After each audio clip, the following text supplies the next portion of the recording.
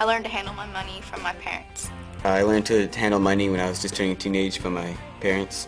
I learned to handle my money by my mom and my dad when I was younger. I learned to handle money from my father.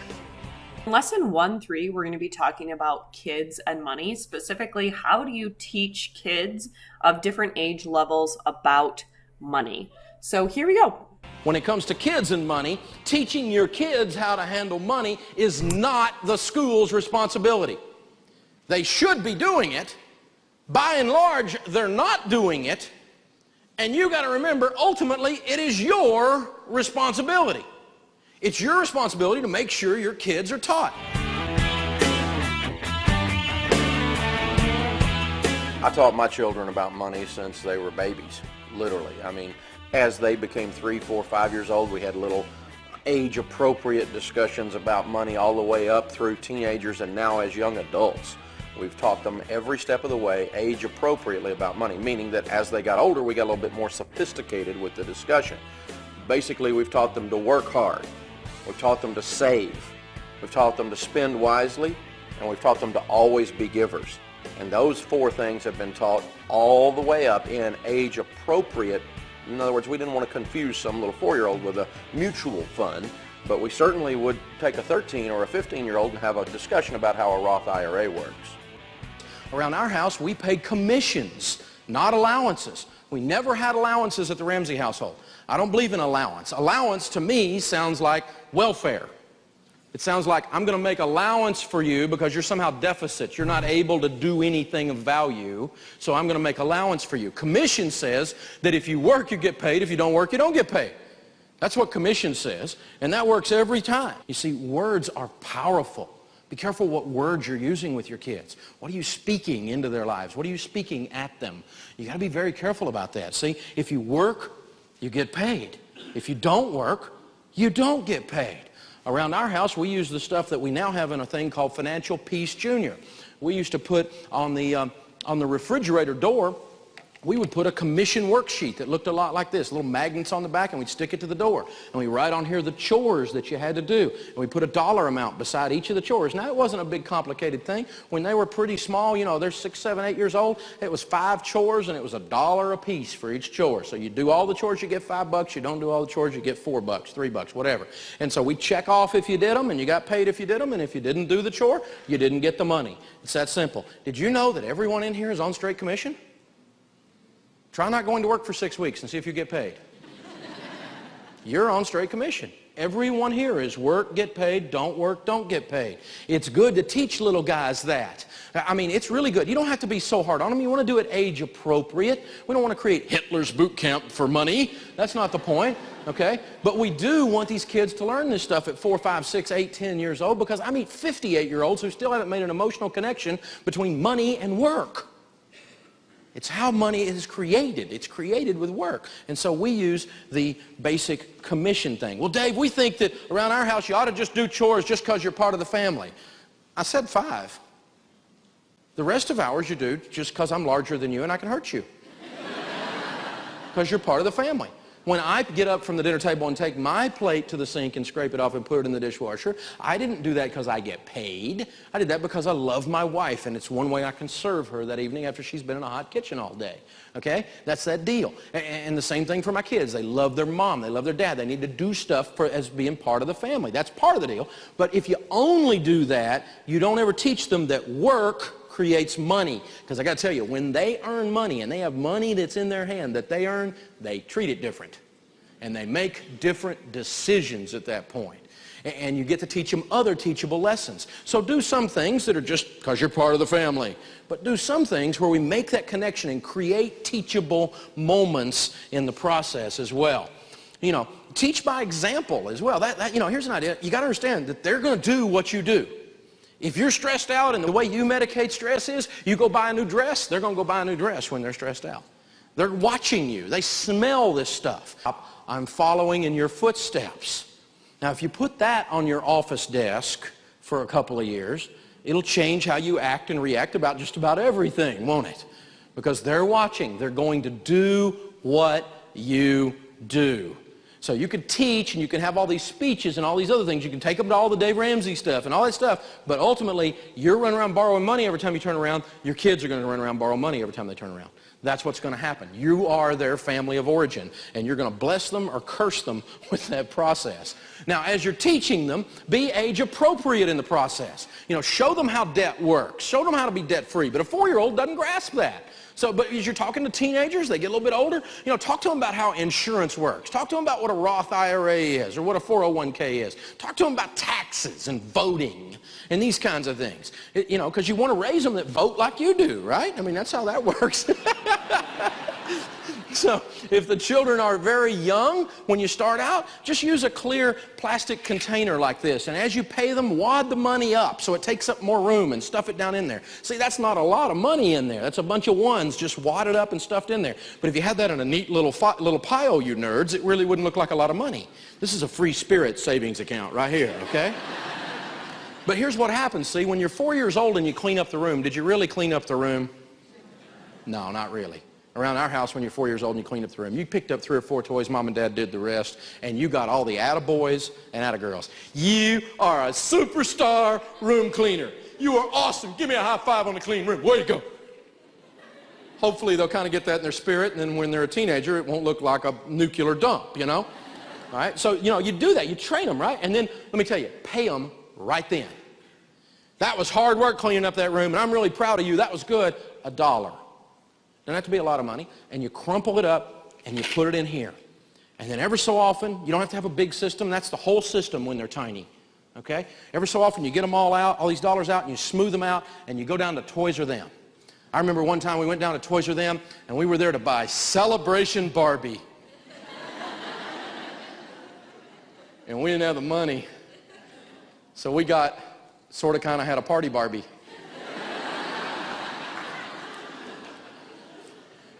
I got to tell you, that was a character growing experience right there, to not buy what we went after because we didn't have the money. Because I'm looking at those little eyes looking up at me. Celebration Barbie, man. It was a character growing experience for me. I remember it. The kid doesn't even remember it. Because I had to go, because I mean, it's just another few dollars. I mean, aren't they sweet? Isn't this cute?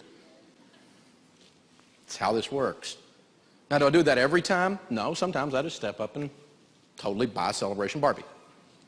But other times we're like, okay, this is how this deal works. Money is finite. There's only so much of it. You need to get that in your spirit as you go along. You don't get everything you want. Well, I deserve it. You don't deserve it unless you have the money. That's when you deserve it. That's how you want to transfer this. Just having big, cute eyes doesn't give you the right to deserve everything. We got people all over our culture trying that, and it just doesn't work. So we use 3 envelopes at our house. We use the spending envelope, the saving envelope, and the giving envelope when we paid the little guys. And so giving, spending, saving, you know, what we would do is take that $5, those 5 $1 bills, and we would break them up into these 3 envelopes. And so we'd say, okay, we're going to put into giving, we're going to put $1 in the giving envelope, we're going to put $2 in the spending envelope, and $2 in the saving envelope. And then when we get ready to go do some giving at church, what do? You go get your giving envelope on Sunday, and you take your money that you earned, and you give your money. That's different than, oh, we're getting out of the car, walking through the church parking lot, I'm going to give you a little money for the children's church plate. That child didn't do anything. They were just a courier for your money. They don't receive any kind of lesson from that. They don't receive any kind of blessing from that. But when they cleaned up their toys and they fed the dog and they did the dishwasher, and then some of that money is given, their little character starts to change. And you know, they're more natural givers than you and I are. It's not hard to teach them to give, most of them. Okay? And you teach them to save money and to set some goals, and you teach them to spend money, and you do Celebration Barbie, or sort of kind of had a party Barbie, or whatever you need to, you know, you buy whoever you can afford. That's what you do. And you save up that money and do that. So work the 3 like that until they get a little bit older. Now, when they get a little bit older, they're 13 to 15 years old, what we did at that age, 15, 16 years old for some of them, if they've been trained on this other stuff all the way up, and they've got these ideas of work, giving, saving, spending, and how money works in those 4 categories, then you can put them on a checking account. We did that with our kids. We said, okay, here's what we normally would spend on you in our neighborhood on clothing, on entertainment, on car gas for your car that we would give you. not the car, but the car gas. Here's the money that we would normally spend on you anyway. We're not going to give it out to you like $20, $20, $20, $20, $20, $20, $20, $20, $20. And so instead, what we're going to do is we're going to give you this amount of money in your checking account at the first of the month. When we started doing that, our girls particularly start shopping at different stores. Because you buy one dress with that amount of money, or you can buy 15 things with that amount of money. It just depends on how you think about it. And when that's it, and they really believe that Dad said, that's it, then that's it. And it's been amazing. And you get the opportunity, they have a new chore, keeping the checkbook balanced, not bouncing any checks. So I just want to break down these last 2 bullet points that Dave talked about when you're 13, 14, 15, 16, or I would say when you have your first full-time or part-time job. That's when he's suggesting that you open a checking or a savings account. And what I would recommend on top of that is to set up some automatic deposits or savings. So if you're getting paid $200 a month at your job, you can set up with your bank, either online or in person at your bank, automatic deposits or transfers for a portion of your check to go into a savings account. And I always recommend this because if you automatically put some into savings, you only think, you're kind of tricking your brain into seeing, well, I have this much to spend. If I put my whole check into my checking account, I'm like, woohoo, I got $200. I'm just going to go spend $200. It's really hard to have the discipline to not spend money that's in my account. So if I automatically put some in savings, then I am working on that principle. The second bullet point is that if you have that checking and savings account, is to create a budget for all of your expenditures. Now, Dave's going to tell a story next about one of his kids who blew their budget and they bounced a check. So what it means when you bounce a check, that means you tried to write a check for more money than you have. So it bounces off the bank and it's saying, whoop, you don't have enough money. And typically that means you have to pay a fee for trying to write a bad check. And then you kind of look like an idiot. I've got one that's never bounced a check, all the way up through college has never bounced a check. I've got another one that bounced a check one time. Can you imagine being Dave Ramsey's kid and bouncing a check? Oh, man. I made that one go down and talk to the banker. I said, you have to go down to the banker and personally apologize. You will never bounce another check again. You just do that one time when you're 16 years old, right? You apologize for lying to them, for writing a check and out of their bank that you didn't have the money in there to cover. You lied. It's an integrity issue. Dad, you're kidding. No, I look like I'm kidding. You get your butt down there. Change their life. The other thing we've done is we decided when our kids were teenagers that, and long before they were teenagers, we started telling them this, we're not buying your car. I'm not going to buy your car. I'm saving up. I'm going to pay for your college education, but I'm not buying your car. If you want a car, you better save up the money. We've been blessed, so I will match you. Our matching plan is 401 Dave.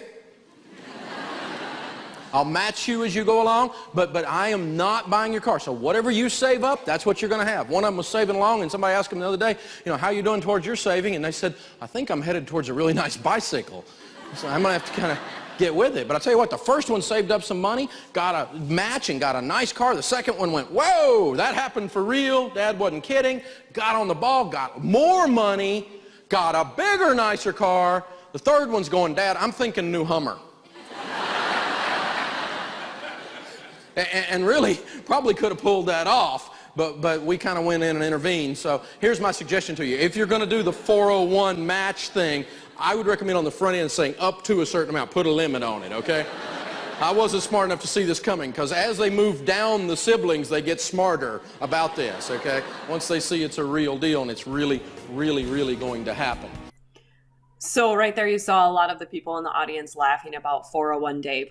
We are going to learn in the next unit about different investment opportunities for when you retire. And there's a specific type of retirement account called a 401k or a 403b, where if you put money or save money into retirement, the company will match or they will give you some free money. So however much you put in, the company will give you the same amount. They'll match it for free. And so Dave employs this process with his kids. They said, hey, if you save a certain amount, I'll match you. I'll give you the same amount for free. And that's the same way that retirement accounts work. Now, he says definitely put a limit on that, because otherwise your kid could be a super awesome saver and you're like, crap, I need to match a whole ton of money.